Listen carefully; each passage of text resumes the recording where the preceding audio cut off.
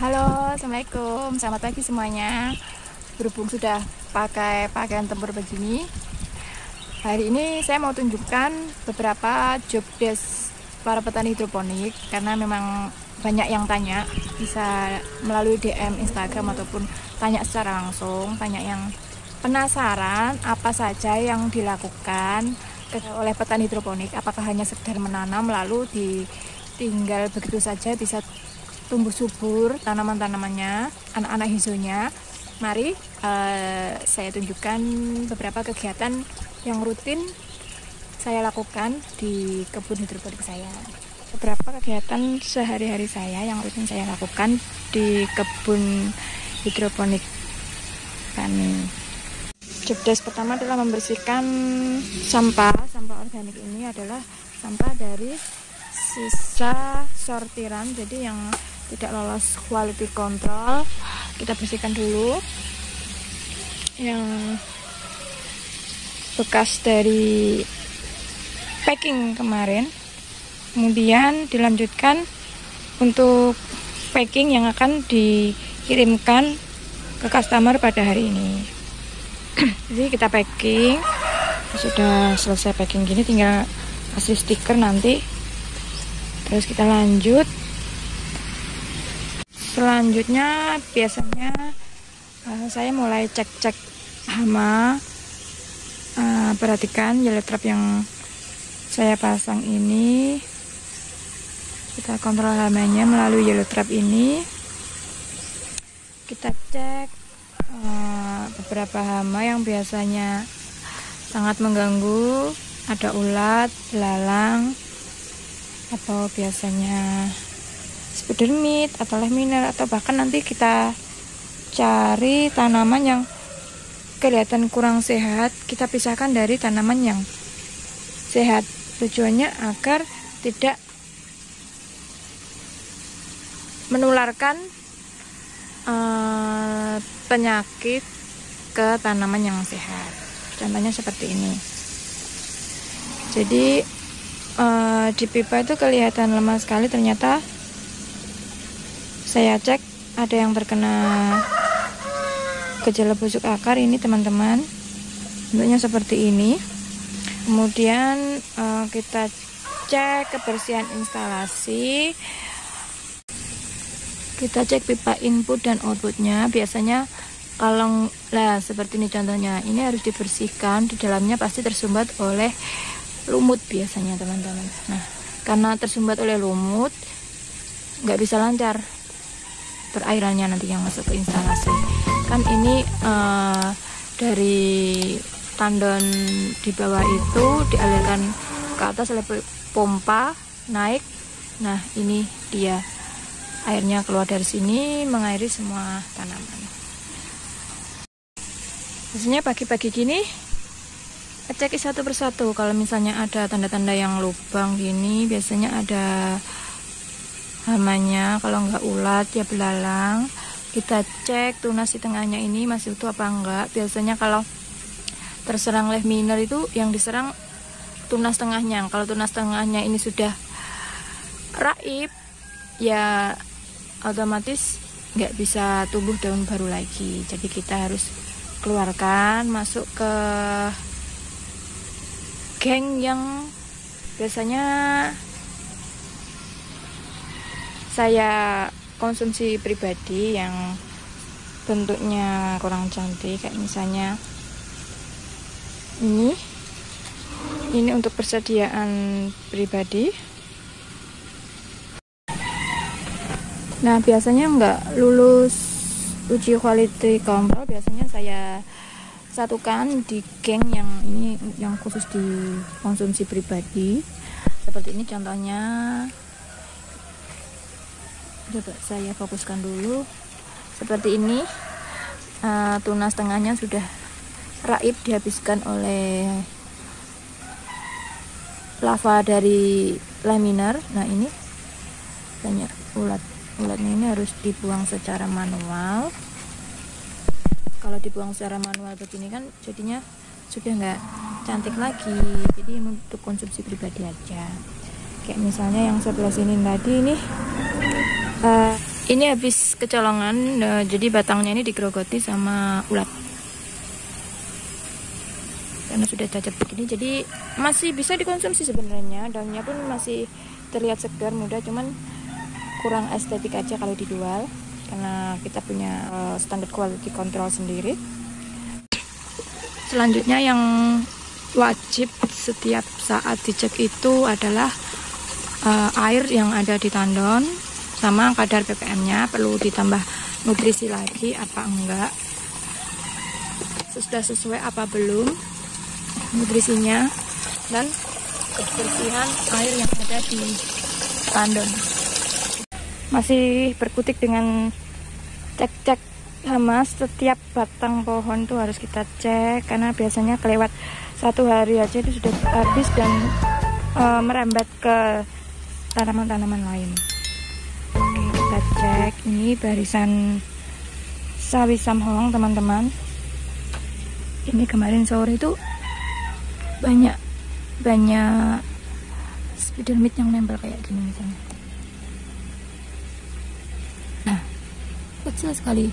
Ini harus kita buang manual seperti ini satu persatu, karena kan basicnya hidroponik kan bebas pestisida. Jadi sebisa mungkin kita bersihkan secara manual. Manajemen hamanya biasanya kalau nggak secara manual nggak teratasi karena terlalu banyak mungkin hamanya.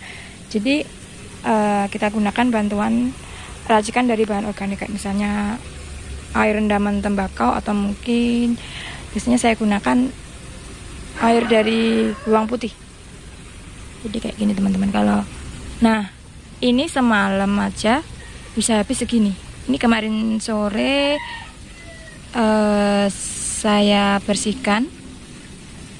Ini baru tengahnya saja yang disekarang, dan saya kira sudah bersih, ternyata mungkin masih ada lava yang di sela-sela daun, karena sawi samhong ini kan agak keriting, jadi agak susah bersihnya. Nah ini semalam saja 1 helai ini sudah habis, karena mereka makannya keroyokan, jadi banyak. Jadi nggak cuma 1 ekor saja, biasanya kalau lava dari Lehminer ini banyak, satu batang ini bisa diserbu sama ada 50-an ekor lava, jadi langsung habis kayak gini. Dan ini harus kita pisahkan.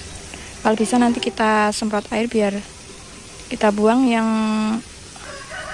daun yang sudah terserang ini. Nanti kita cuci air dengan bersih, dan ini masuk di kategori geng konsumsi sendiri di sana. Ikut di sana nanti, karena sudah nggak estetik lagi kalau dijual. Jadi ini kita bersihkan.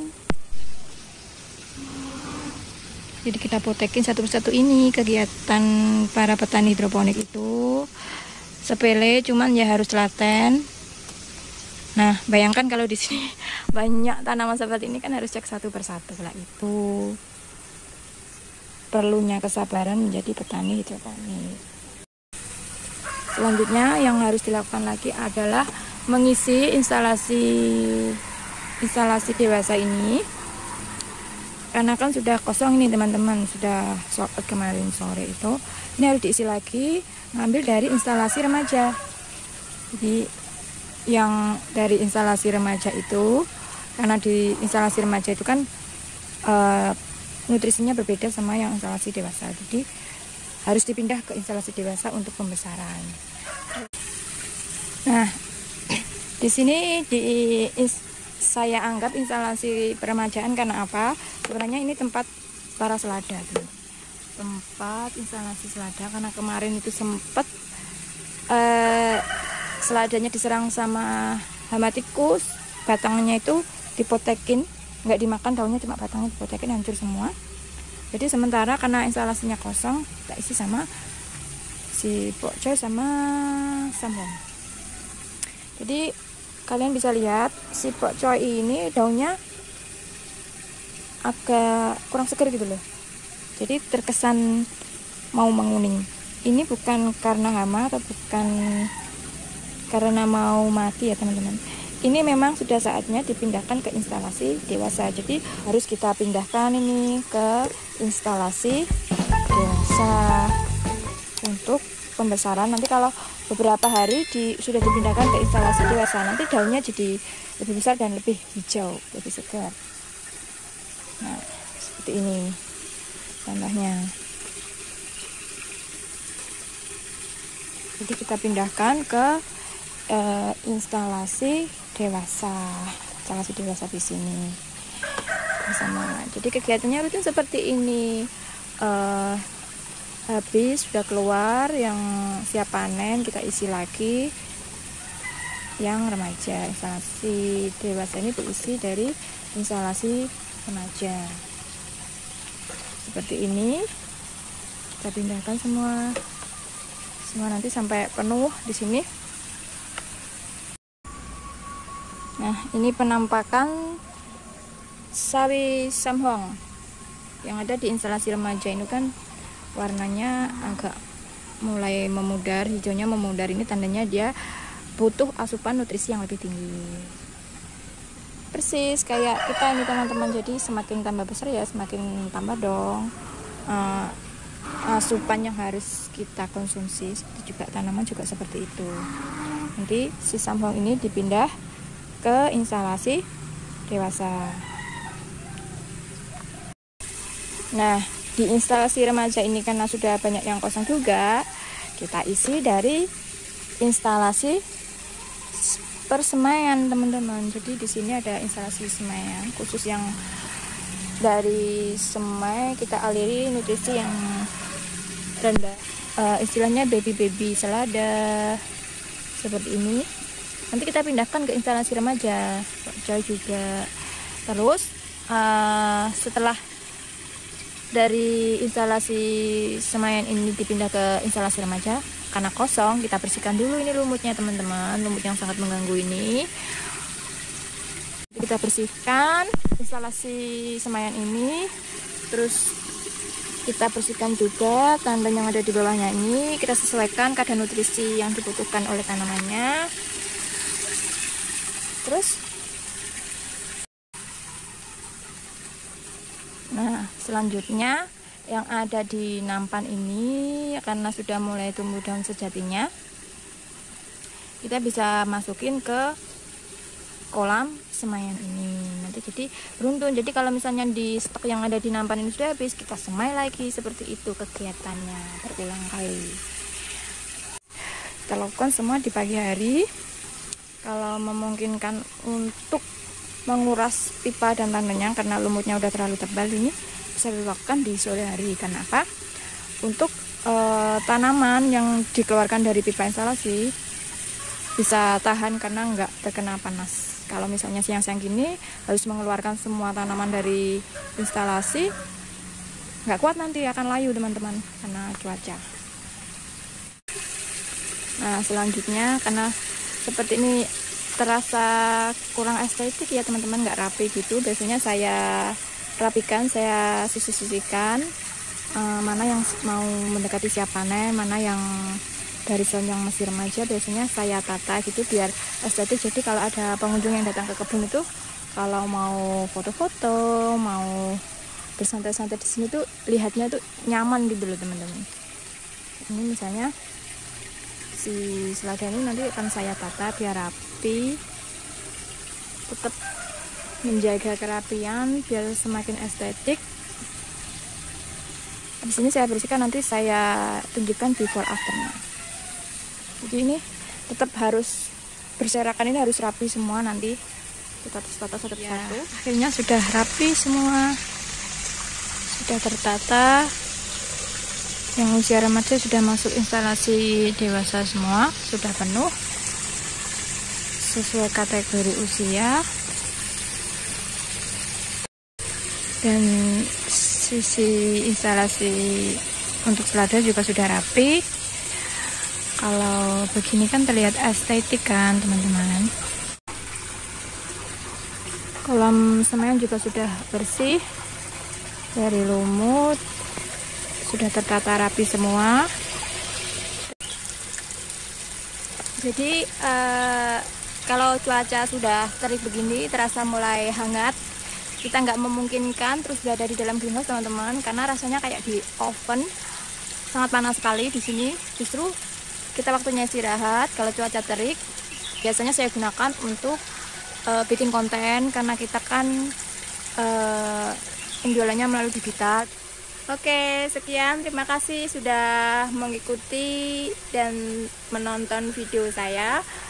Terima kasih atas dukungannya. Jangan lupa like, subscribe, dan komen ya, atau mungkin mau ngasih ide tema apakah yang akan saya bahas untuk konten selanjutnya. Sekian dari saya, terima kasih semuanya. Wassalamualaikum warahmatullahi wabarakatuh.